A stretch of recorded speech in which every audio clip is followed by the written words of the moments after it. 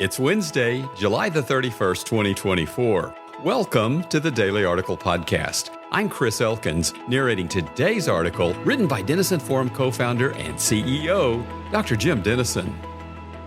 President Joe Biden's proposed changes to the U.S. Supreme Court are continuing to generate headlines. He outlined his proposal in a Washington Post op-ed. The U.S. president would appoint a justice every 2 years to spend 18 years in active service on the court.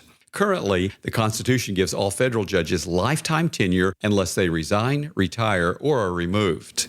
He is calling a binding code of conduct for the court. While the court adopted such a code last year, it presently has no outside means of enforcement.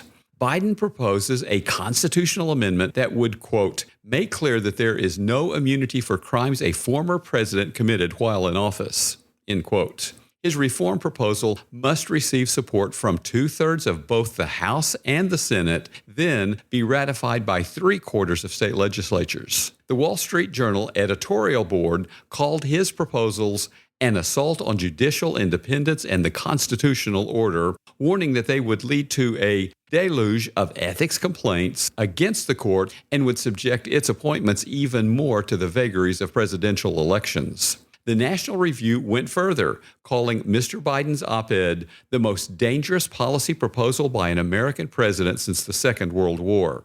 If you are a political conservative, you likely agree with these responses. You're pleased with the status quo because it produced the current 6-3 conservative justice majority, and you're especially grateful that this majority overturned Roe v. Wade. But let me ask you, what if Hillary Clinton had won the 2016 election and went on to nominate liberals to the 3 openings Donald Trump filled, giving the court a 6-3 liberal majority?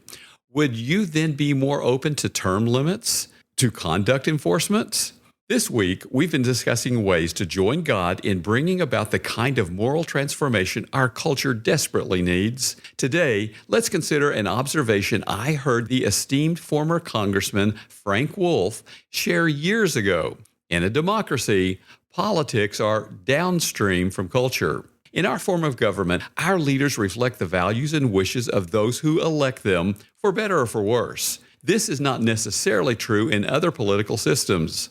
I've been to Cuba many times over the years, for example, and can testify that the people I know there are far more moral than their communist oppressors. But in a democratic republic, Thomas Jefferson was right. The government you elect is the government you deserve. It is therefore unsurprising to me that President Biden wants to reform the court because some of its recent rulings have not aligned with his and his party's ideology. His politics are downstream from his cultural agendas. If the situation were reversed, I suspect a Republican president might offer a similar response. But if politics are downstream from culture, what is culture downstream from? The Cambridge Dictionary defines culture as the way of life, especially the general customs and beliefs of a particular group of people at a particular time. Mark Victor Hansen takes a step further. Your belief determines your action, and your action determines your results. So, if we change a people's beliefs, we change their customs and actions. And when we change their customs, we change their culture. How can this work for the cause of Christ? The first Christians lived in an ungodly culture far more opposed to their faith than ours. They were rejected by the Jewish authorities and persecuted by the Romans. They had nothing like the religious freedoms we enjoy, and yet they birthed a spiritual movement that numbers more than 2 billion today. Centuries after the Roman Empire fell, the church continues to advance. Their secret? With their words and their works, they pointed people to Jesus. Peter responded in Acts 2 to the Pentecost miracle by proclaiming the risen Lord, and 3,000 were saved. When the crowds were astonished at the healing of a lame man beside the temple, Peter explained in Acts 3, verse 16, that the faith that is through Jesus Christ has given the man this perfect health in the presence of you all. In Acts 4, verse 2, when the apostles were teaching the people and proclaiming in Jesus the resurrection from the dead, in verse 4, many of those who heard the word believed, and the number of men came to about 5,000. Later in chapter 4, when the apostles were then arrested, Peter told the authorities in verse 11 that by the name of Jesus Christ of Nazareth, whom you crucified, whom God raised from the dead, by him this man is standing before you well. I could go on. Early believers then demonstrated the reality and relevance of their faith by their character, courage, and compassion. Throughout Christian history, whenever God's people point people to God, beliefs change. Then customs change. Then culture changes. Henry David Thoreau claimed, "Live your beliefs and you can turn the world around." Here's the actual truth.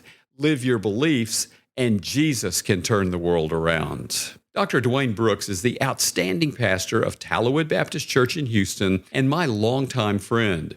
In his daily devotional yesterday, he quoted missionary E. Stanley Jones. The early Christians succeeded because they did not lower their heads in despair and say, "Look what the world has come to."